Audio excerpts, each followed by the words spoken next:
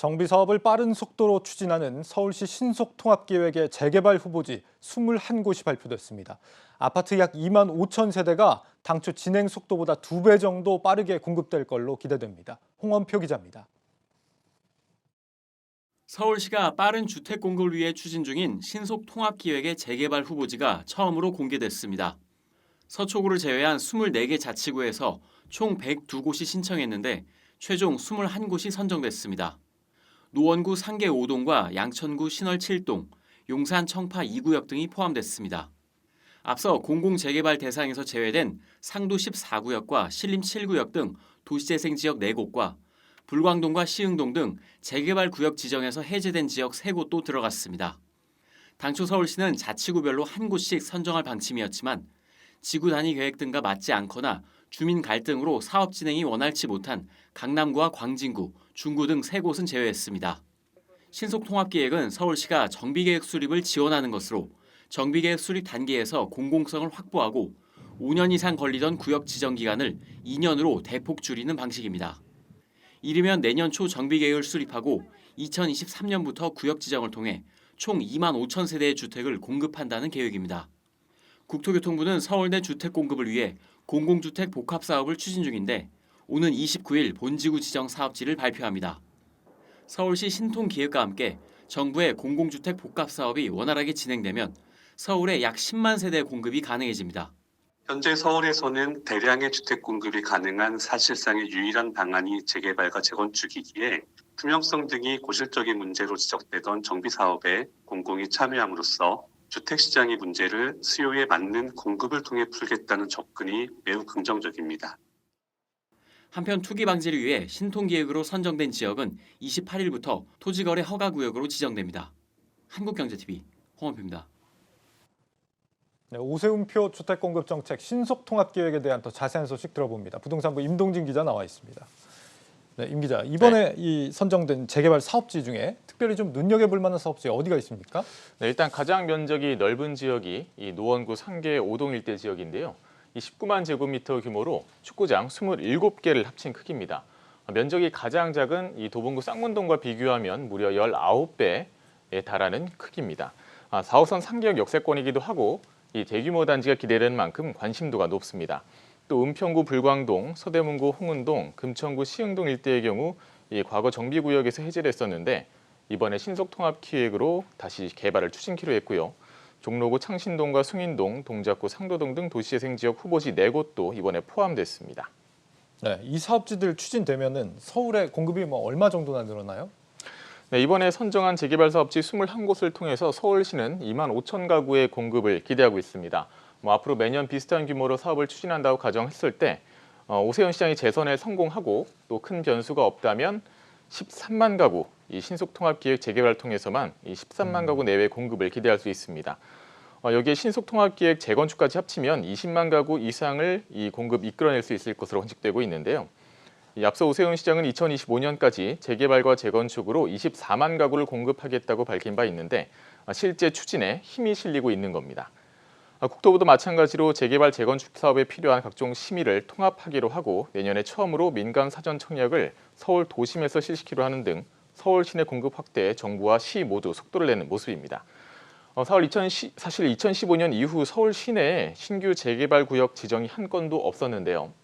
이번 대책이 서울시 정비 사업에 활력을 불어넣을 것으로 전망됩니다. 24만 가구 정도가 2025년까지 이대로 가면 공급될 수 있다라는 얘기인데 여기서 말하는 24만 가구에 이제 기존 거주자들도 포함된 개념인 거죠? 네, 맞습니다. 네, 그 점은 좀 염두를 해두셔야 될 것 같고 이 공급이 늘어나면 집값이 안정이 되는 게 이제 정설인데 문제는 이제 재개발 재건축 추진이라는 게 개발 호재로 인식이 되면서 네. 오히려 좀 집값을 띄우는 요소가 될 수도 있지 않냐 이런 우려도 있지 않습니까?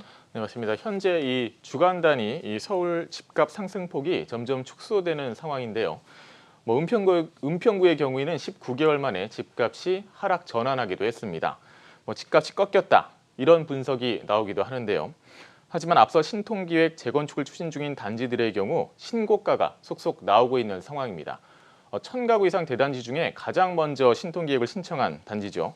대치동 한보 미도맨션 128제곱미터의 경우에는 지난 8월에 36억 5천만 원의 거래가 됐었는데 지난달 8일에는 41억 4천만 원에 매매되면서 이 5억 이상 높아진 이런 신고가에 거래가 됐습니다. 예. 음마 아파트의 경우에도 76제곱미터가 지난달 24일에 26억 3,500만 원에 거래되면서 지난 8월 24억 2천만 원이었던 최고가를 또 갈아치웠습니다. 따라서 이번에 재개발 사업지로 선정된 곳 역시 또 해당 지역 또 주변 지역의 이 집값이 급등할 수 있다는 우려가 나오는데요.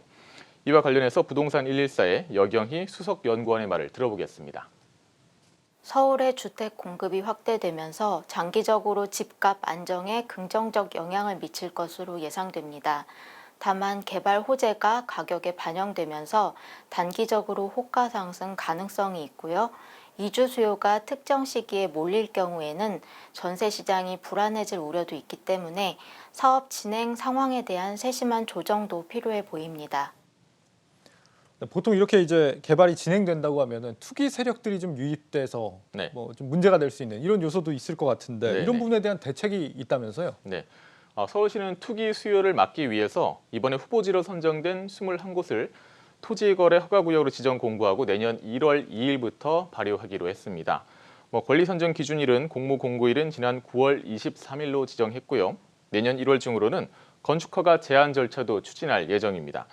또한 이번에 떨어진 구역과 앞으로 공모를 신청하는 구역의 경우에도 토지거래 허가구역으로 지정하고 건축허가 제한 역시 이번에 선정된 구역과 동일하게 적용하기로 했는데요. 예. 내년 1월 28일을 이 권리 선정 기준일로 지정 고시할 예정입니다. 권리 선정 기준일 이거에 대해 잠깐 설명을 드리면요. 재개발 구역에서는 이 입주권을 많이 받기 위해서 필지를 분할하거나 또 기존 주택을 부수고 세대수를 늘려 빌라를 짓는 이 지분 쪼개기가 많이 일어나는데요. 이 권리 선정 기준일 이후에 지분 쪼개기를 한다면 분양권을 인정받지 못합니다. 예를 들어 단독주택 한 채를 권리 선정 기준일 이후 빌라 5채로 신축했다면 입주권은 한 개만 나오고 나머지 세대는 현금 청산만 받은 채 집을 비워줘야 합니다. 다만 이번 공모 미선정 구역과 다음 공모 시 신청 구역의 권리 선정 기준일은 후보지로 선정되지 않을 경우 2023년 말까지만 적용할 예정입니다. 지분 쪼개기를 해도 인정을 못 받는다 이런 얘기고 네. 이번에 응모에서 떨어진 지역들 또 네. 지원을 할 수 있는 거죠? 네, 맞습니다. 일단 이 다음 내년에 있을 공모에도 지원을 할 수 있고요. 당장은 이 정부가 추진하는 공공재개발 사업의 2차 후보지 신청이 이제 시작되는데 여기에 네. 참여할 수 있습니다. 이번에 떨어진 많은 지역들이 참여할 것으로 예상이 되는데 이 국토교통부와 서울시는 공공재개발 사업 후보지 2차 공모를 이달 말부터 내년 2월 말까지 진행하고요. 4월 중 후보지를 선정할 계획입니다. 공공재개발은 한국토지주택공사, 서울주택도시공사 등 이 공공이 정비사업에 참여해서 낙후지의 주거 환경을 개선하고 도심 내 주택 공급을 촉진하는 사업입니다. 용적률 상향, 또 인허가 간소화, 분양가 상한제 적용 제외 등의 인센티브를 제공합니다. 지금 이 신속통합 기획을 할 수 있는 단지들은 네. 이미 이 정부의 안전진단을 통과한 상태인 곳만 할 수 있다면서요? 네, 재건축 단지의 경우에는 이 신청 자격 자체가 안전진단 기준을 말씀하신 것처럼 통과를 해야 됩니다. 그러면 그 외에 대다수 재건축 단지들은 아직 이 신속통합기획 제도를 이용할 수 없다 이런 얘기인데 네. 지금 이제 유력 대선 후보들도 공급 확대를 계속해서 이제 주문을 하고 있는 상황입니다. 네. 결국에는 이 안전 진단 문제 해결이 안 된다고 한다면 앞으로 이 대선 후보들이 말하는 공급이라는 것도 사실 좀 요원한 거 아닙니까?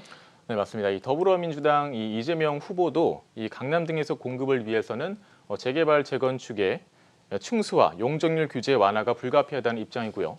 국민의힘 윤석열 후보 역시 250만 호 공급의 한 축으로 재개발 규제 완화 이런 것들을 내세우고 있습니다. 특히 예. 재건축의 경우 안전진단 말씀하신 안전진단과 재건축 초과이익 환수제 또 이 분양가 상한제 등 각종 규제에 가로막혀 있는데요.